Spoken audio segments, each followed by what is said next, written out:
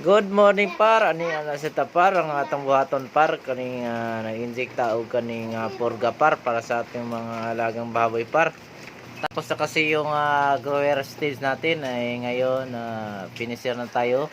Finisher stage na. Kaya kailangan natin injectan ng purga par.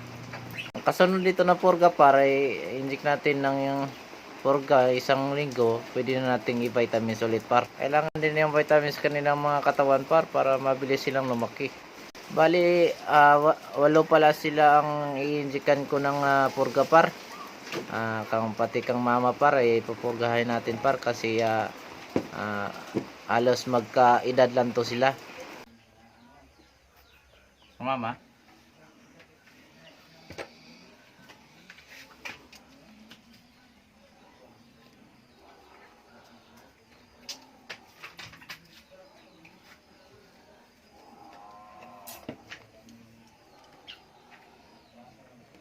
Yan na tanggalin na.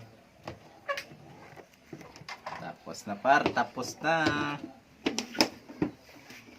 Yan, i-inject tayo.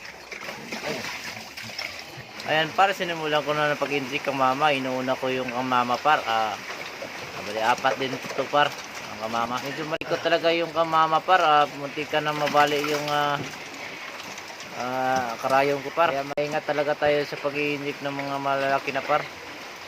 Baka maiwan yung mga maputol yung karayo, maiwan dun sa katawan nila.